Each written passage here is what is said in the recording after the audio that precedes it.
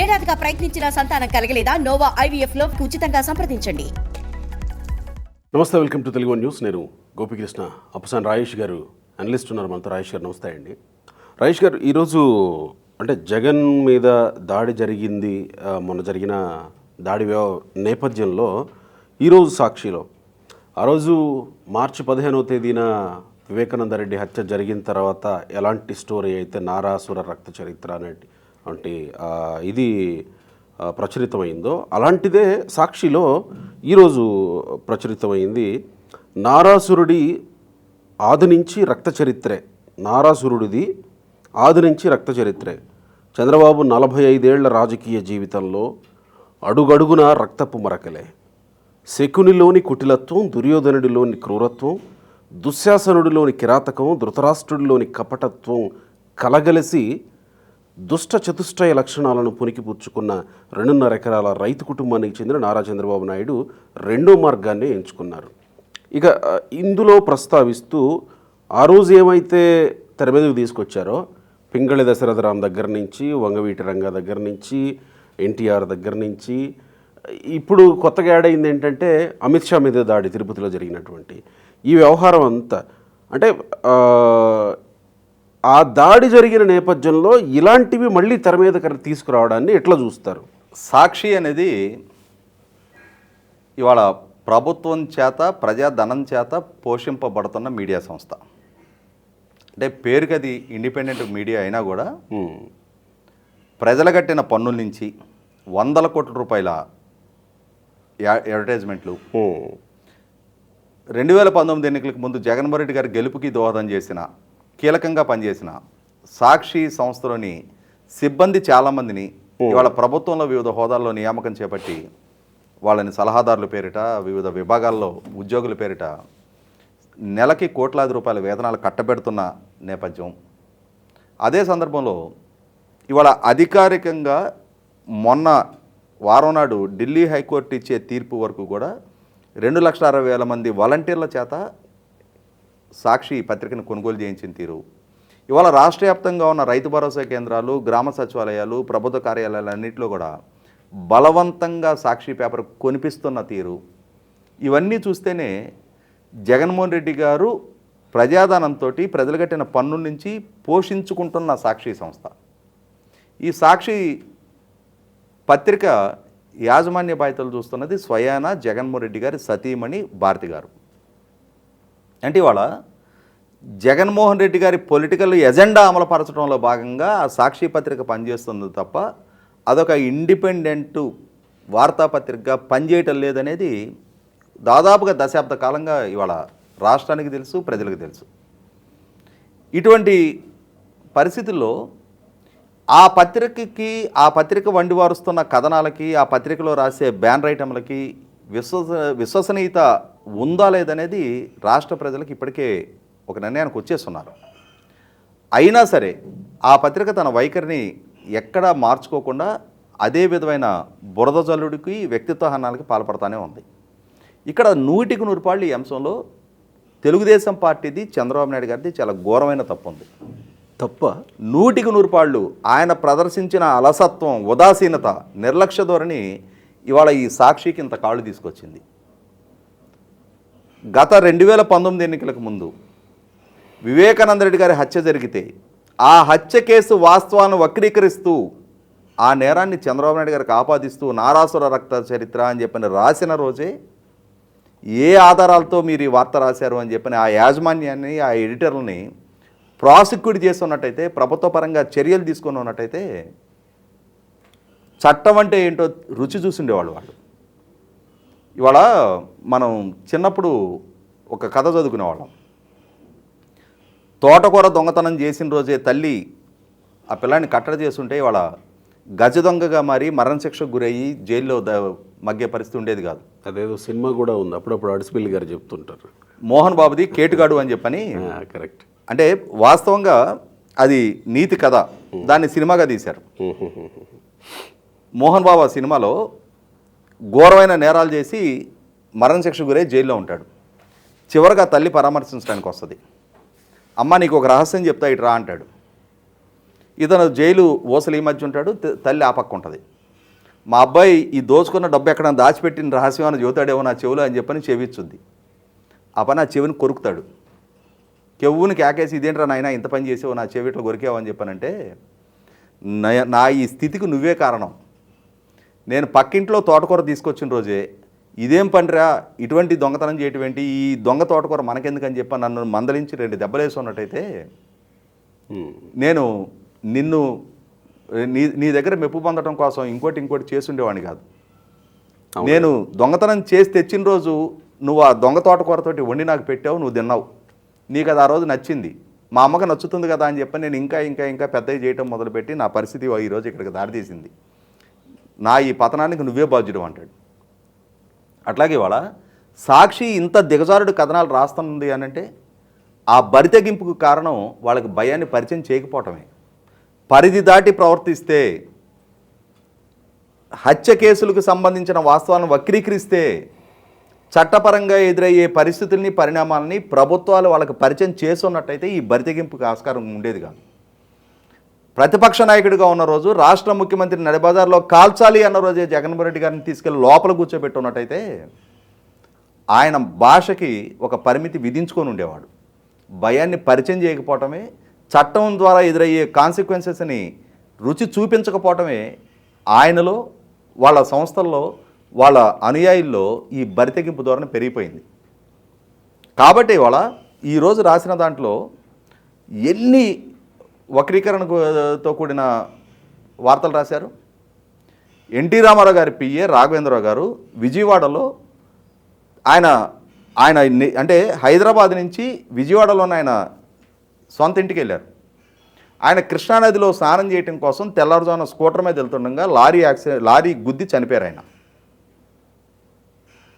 దాన్ని కొన్ని దశాబ్దాలు గడిచిపోయిన తర్వాత ఇప్పుడు చంద్రబాబు నాయుడు గారికి ఆపాదించే ప్రయత్నం చేస్తారా? పైగా నాదెండ్ల భాస్కరరావు చెప్పాడు అని చెప్పని, మల్లెల బాబ్జీని ఆత్మహత్యకు పురుగొల్పింది చంద్రబాబు నాయుడు అని చెప్పని నాదెండ్ల భాస్కరరావు గారు చెప్పారు అని చెప్పని. నాదెండ్ల భాస్కరరావు గారి నేపథ్యం తెలీదా? ఎవరెవరిని వీళ్ళు సాక్షులుగా ఎవరు నోటంకిస్తా ఈ కథనాలు రాస్తూ ఉన్నారు? హరిరామ్ జోగయ్య గారు చెప్పారు అని చెప్పని వంగవీటి మోహన్ రంగా గారి హత్యకు చంద్రబాబు నాయుడు గారే బాధ్యుడు అని చెప్పని ప్రస్తావిస్తూ ఉన్నారు. ఎస్, హరిరామ్ జోగయ్య గారు ఒక బుక్ రాశారు. ఏం రాశారు అందులో?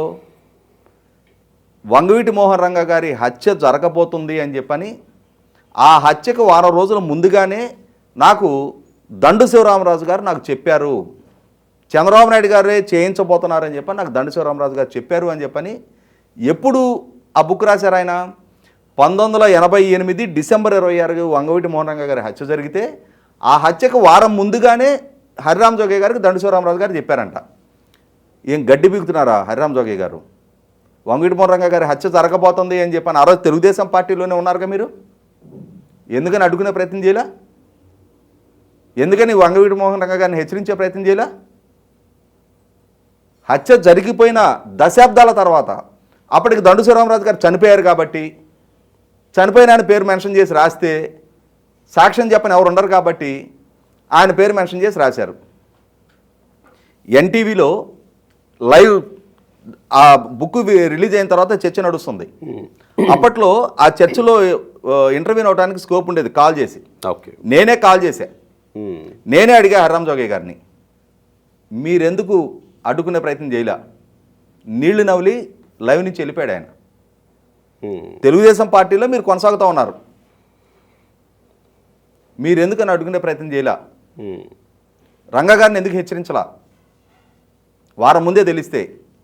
ఆ తర్వాత 6 నెలలకి మీరు తెలుగుదేశానికి రాజీనామా చేశారు. ఎందుకు కొనసాగారు తెలుగుదేశం పార్టీలో మీరు? రంగా గారి మీద ప్రేమ ఉంటే. ఇవాళ రంగా గారి హత్య కేసులో ప్రైమ్ అక్యూజ్డ్ ఎవరు? దేవినేని నెహ్రూ. వాళ్ళ అబ్బాయి అవినాష్ వాళ్ళు ఏ పార్టీలో ఉన్నాడు? ఏ పార్టీ తరఫున వాళ్ళు పోటీ చేస్తున్నాడు? రంగా గారి అబ్బాయి రాధా తనే పార్టీలో ఉన్నాడు. వీళ్ళకి రంగా గారి హత్య గురించి ప్రస్తావించే నైతికత ఉందా? రంగా గారి మీద అంత ప్రేమ గారిపోతే ప్రైమ్ అక్యూజ్డ్గా ఉన్న దేవినేని నెహ్రూ గారి అబ్బాయి అవినాష్ని ఇవాళ వైసీపీ పార్టీలో చేర్చుకొని విజయవాడ తూర్పు నుంచి టికెట్ ఎందుకు ఇచ్చారు, అభ్యర్థిగా ఎందుకు ప్రకటించారు?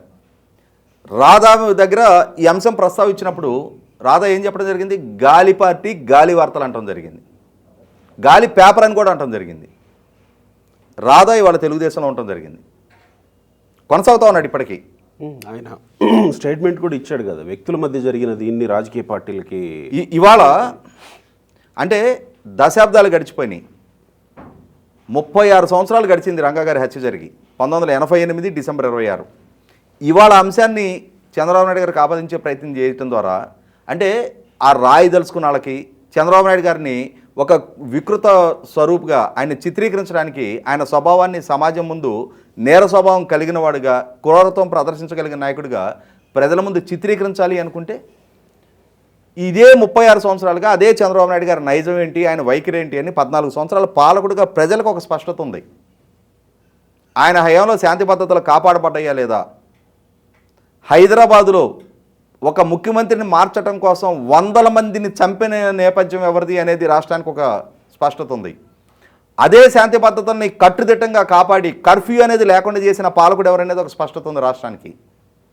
రాయలసీమ ఫ్యాక్షనిస్టుల్ని ఉక్కుపాతంతో అణిచివేసింది ఎవరు అనేది ఒక స్పష్టత ఉంది రాష్ట్రానికి. ఫ్యాక్షనిజాన్ని పెంచి పోషించి ఆ ఫ్యాక్షనిజం మోడన పెరిగింది ఎవరు? ఎన్నికలను ఒక అపహాస్యంగా మార్చుకొని శాంతి భద్రతల సమస్యలు సృష్టించి తద్వారా రాజకీయ పాపం గడుపుకుంది ఎవరు అనేది ఒక స్పష్టత ఉంది రాష్ట్ర ప్రజానీకానికి.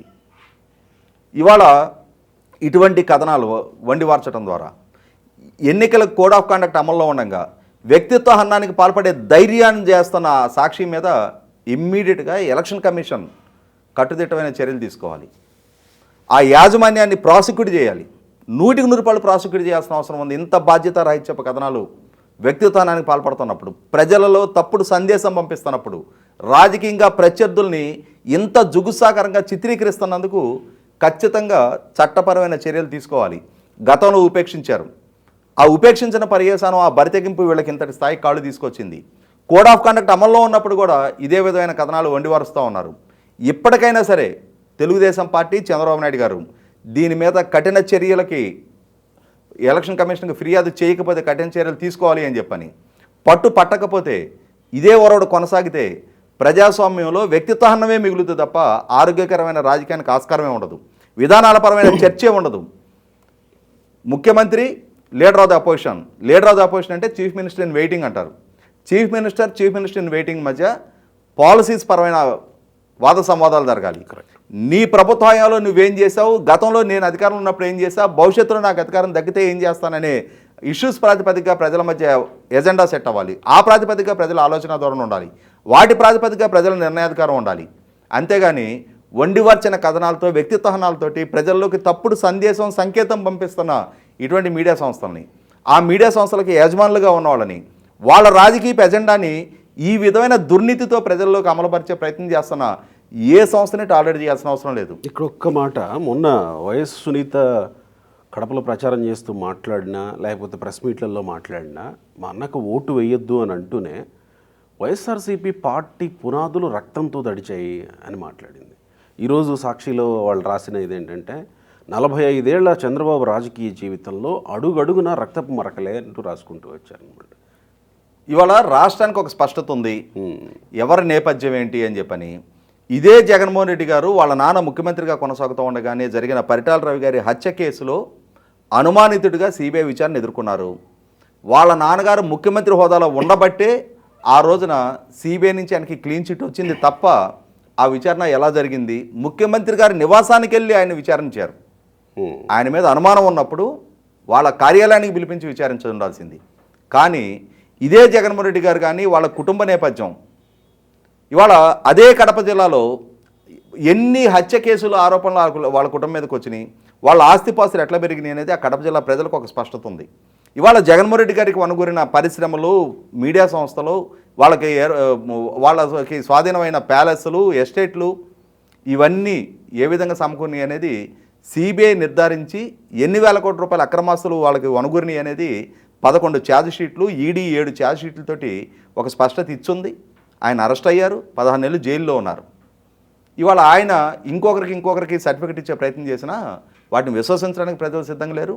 వాళ్ళ కుటుంబ సభ్యులు, వాళ్ళ సొంత చెల్లెలు, చిన్నాన్న కుమార్తె ఇవాళ ప్రజల మధ్యకి వెళ్ళి లేవనెత్తుతున్న ప్రశ్నకి సూటిగా స్పష్టంగా సమాధానం చెప్పగలిగే నైతికత ఆయనకుంటే, వివేకానంద రెడ్డి గారి హత్య కేసుకు బాధ్యులు ఎవరు, సూత్రధారులు ఎవరు, పాత్రధారులు ఎవరు, సూత్రధారులుగా సిబిఐ నిర్ధారించిన వాళ్ళని మీరెందుకు కాపాడే ప్రయత్నం చేస్తున్నారు, బాధితులుగా ఉన్న మా మీద ఎందుకు వ్యక్తిత్వానికి పాల్పడుతున్నారు అని చెప్పని ఆ ఆడబిడ్డలు లేవనెత్తుతున్న ప్రశ్నలకు సమాధానం చెప్పగలిగే నైతికతే జగన్మోహన్ రెడ్డి గారికి ఉంటే ఇటువంటి వ్యక్తిత్వానికి పాల్పడరు. పాలకుడుగా నా పాలనలో సాధించిన విజయాలు ఇవి అని చెప్పిన వాటిని ప్రస్తావించి ప్రజలను ఓటు అడిగేవాళ్ళు. అక్కడ చెప్పుకునే ఘనత ఏం లేదు కాబట్టి ఈ విధమైన వక్రీకరణ సమాచారంతో ప్రజల మధ్యకి వెళ్ళే ప్రయత్నం జరుగుతుందనేది వాస్తవం.